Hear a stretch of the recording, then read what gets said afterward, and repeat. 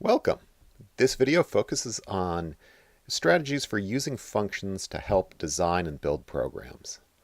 So up till now, your approach hopefully has looked something like look at the problem you have to solve, figure out what one next step you can do is that seems like a reasonable number of lines of code to write and debug. Write the code for that one step, maybe get your input or do some calculation, test it, make sure it's working, and then if it seems to be working okay, go ahead and add another step, right? The next step, your calculations or printing your final output or whatever.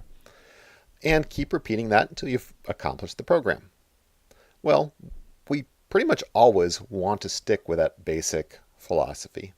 Now, some of the difference is we have a new tool for breaking up our code. Instead of just writing one longer and longer laundry list of instructions, we should be looking for places to make functions.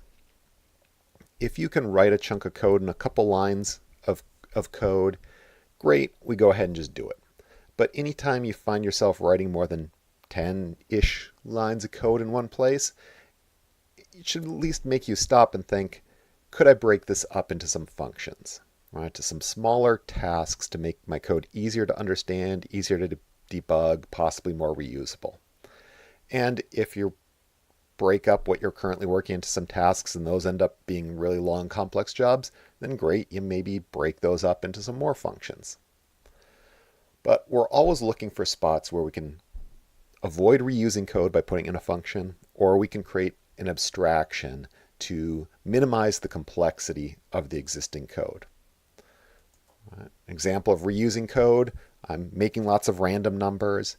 Instead of writing a recipe to ask for a random number, modify the range, and add my minimum value over and over and over, I'm going to make an abstraction. Get random int. I can pass in a min and a max value and use that all over my program to produce something that's much more readable than the low-level code. And if I end up deciding there's a bug in my get random int function, I can easily go fix that in one place as opposed to having to track down the code that I've copied and pasted all over the place.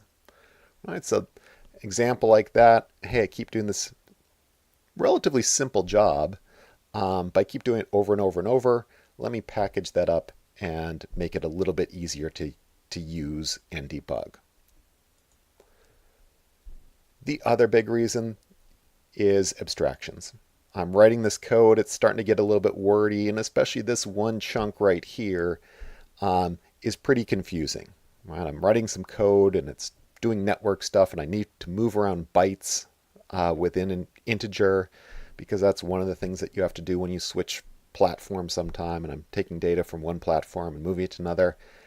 Well, I'm focused on writing my network code, and now I've got to write this recipe to move bytes around. And we're not worried about exactly the code that's here, but that's the job I have to do. And really, someone who's reading my network code shouldn't have to stop and worry about what the heck am I doing here. So great, I'm going to take that part of the job and move it into some separate function. Call it flopint, where I just pass in the number and it does the work and gives me back the results. And so someone who's reading my network code just sees that. If they understand about reordering bytes in a word, then great, that'll make sense to them. If not, they can go read about it. But they don't have to deal with the low-level details as long as they understand the abstraction of what's going on. We want functions that do exactly one job. Calculate power. We don't want weird functions that do two different jobs, get power and product, or allow us to pick which job they're going to do, get power or product. We want nice, clean, easy to understand functions that take clear inputs and produce a clear output. Reference parameters can be a valuable tool for efficiency, for allowing us to modify variables when we need to from the caller. So right, our function can modify variables that have been passed in. But in general, something like this calculate power is really hard to understand. I see it takes in 3 numbers by reference, but I don't know which ones are supposed to be the inputs, which one is supposed to be getting set to the answer. That function could be modifying all 3 of them. Really hard to understand exactly how that function works. This first one, calculate power, it takes an int called base, an int called exponent, returns an int. Pretty clear how that function is supposed to work. So we favor really clean interfaces to functions. And then for length, like I said before, we're shooting for, if you can do it in about 10 lines of code, that probably deserves to be a function. If it's stretching on for 30, 40 lines, probably needs to be broken up. You probably have too much going on there. Probably deserves to be broken into some parts. Now, there are exceptions to that rule, but good rule of thumb. Something like this, print yes, that function is maybe a little bit overkill. We probably don't need that function. Now, that could be really handy if we're printing out the word yes all over the place. This function would allow us to come in and once change that string yes to be sí or oui, and now our program works in Spanish or French, rather than tracking down all the yeses throughout our code base. All right, so even a simple one-line function like this that looks kind of throwaway and silly might have value and make sense to use. But we're really worried about that we're really worried about that upper end and making sure we don't write giant functions that are trying to do too much and are really hard to wade through and understand. In terms of designing functions and taking our overall problem and breaking it up into functions, usually we do what's called top-down design. You look at your problem, and if it seems like it's a reasonably small, easy to accomplish thing, great, that's a procedure, that's a function. Otherwise, break it into some smaller jobs that sound like you can maybe knock those off. So we're going to look at a sample program that we're going to break down and then build some of the functions for. We want a program that's going to read in a year and a month and print out something like this. So it'll read in 2005, 12, and print out December 2005, and then a nicely formatted calendar. All right, so there's a lot there. Our top level task is to print the calendar, and that we're probably just going to go ahead and do in the main function. All right, so what do we have to do? Well, we're going to have to get some inputs. We're going to have to print out the calendar. Those are kind of separate pieces.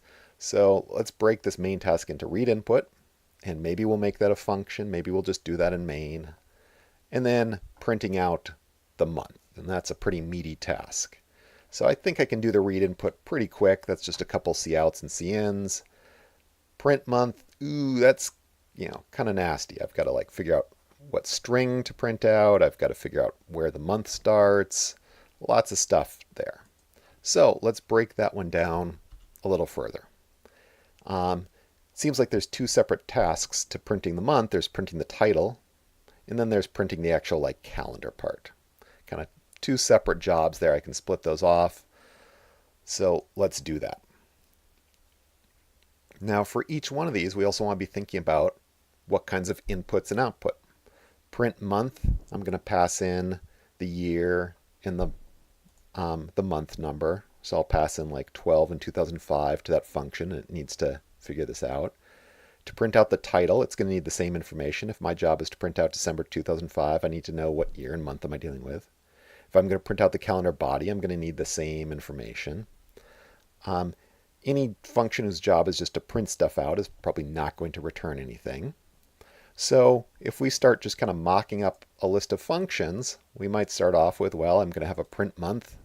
That actually prints the whole calendar page. Year takes in the year and month, doesn't return anything. I'm going to have a print month title function that takes in the year and the month and just handles the top part of the job. I'm going to have a print month body, which handles the bottom part. And then we're going to need some of these jobs printing the title. Okay, well, printing out the year seems easy, but printing out the month means I need to get the month name. And that seems like something that I might need to reuse or might just be a little bit of code to write. So let's break that into a separate task. Get month name. I'll give it a number like 12. It'll give me back the right string like December. All right, so great. We'll write get month name, takes in an int, and gives me back a string. All right, so we'll continue doing this process. Print body, Well, I need to know what day of the week the month starts in, and I need to know how many days there are. So those seem like important big tasks that I might take print body and break that up into get start date and get days and month. If I can do those jobs, then printing out the actual calendar becomes much easier to just write a loop to do that. I start thinking about getting start date, and I realize, well, I'm going to have to know some fixed starting point, so maybe I'll write a function that figures out how many days it's been since a certain date that I know, like January 1st, 1800. I'll figure out that that was a Tuesday, and if I realize that we're 700 days away from that, then we must still be on a Tuesday. Getting the number of days in a month, well, it's pretty easy unless it's a leap year. Um, so I'll write get days in month function, but I'll make a is leap year function as a helper for that. So we can just handle that task. And as I think about it more, I realize that get days since 1800, to figure out that, I'm going to have to know whether or not there were leap years involved. So that's a spot where I can reuse the logic for that function in multiple spots. Now, I don't have to know how all of this is going to work yet.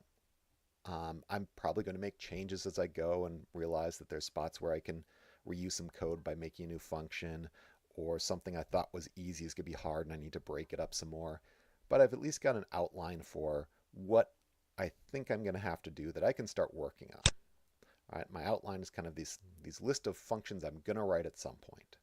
And I can declare them all, even if I haven't written them all. Now, typically what we'll do is then start implementing bottom up.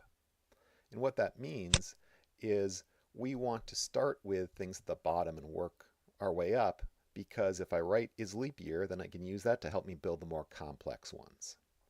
So get month name, that's at the bottom because there's nothing below it. It seems like a good place to start. If I get that working, then I can write print title. So I'd go and I'd figure, okay, get month name. Let's take that prototype.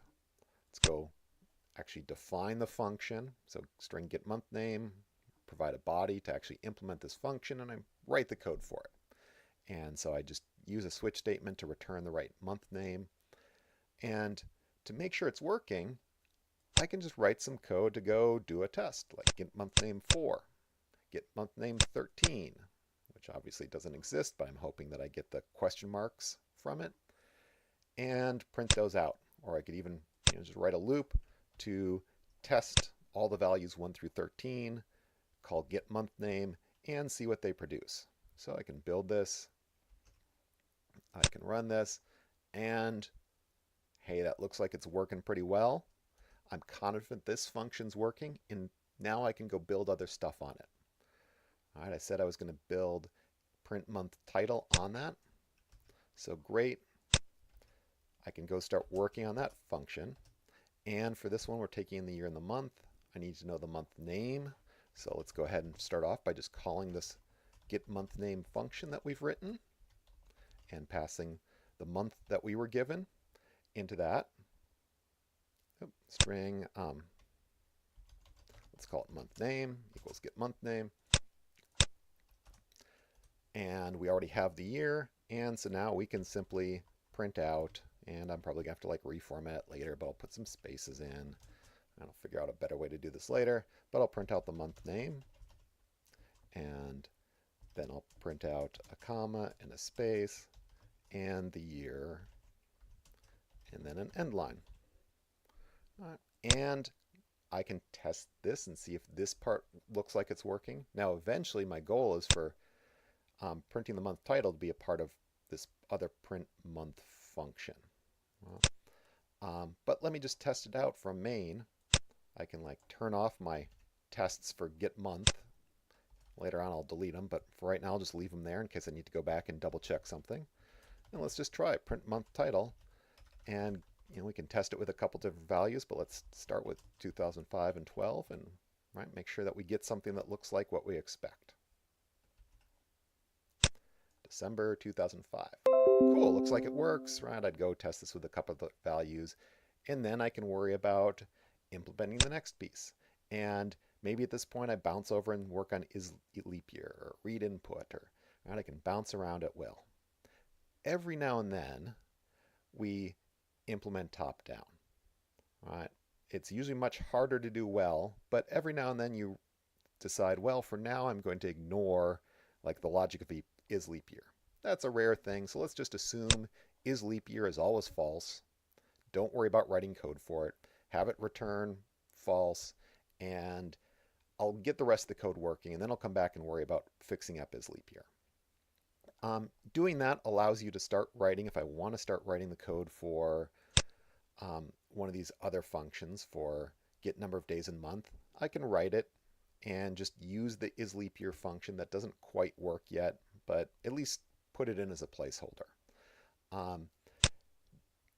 Because you're relying on the logic of a function that doesn't really exist yet, that tends to be dangerous and hard to do well, but it is a useful technique sometimes. But most of the time what we're going to be doing is building functions from the bottom up so that we can test them thoroughly and be sure that they're working before we try and build stuff on top of them. In the real world, nothing is ever this smooth. We may make a plan, we may think we have everything mapped out, we go implement all the functions, and we realize that what we have has some issues.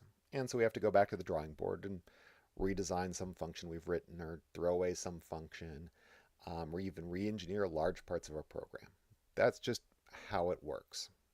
Kind of the more experienced you are, the more careful you are in your planning, hopefully the better you can do about really identifying what you need to do before you get going. But there's always an aspect that is going to be, things you're going to discover along the way, spots where you're going to be able to refine your plan as you go. So even if you can't, as you sit down to start writing a program, identify everything you're going to need to do, the important thing is to just start breaking it down into pieces and break it down until you think you've got something that is small enough to build, you think you understand well enough to build in a short amount of code, and go ahead and write that. And if you realize that, wow, this get month name function that I thought was going to be easy is turning out to be really hard, well, great. That's when you sit back down and you figure out how to break it up into some smaller pieces.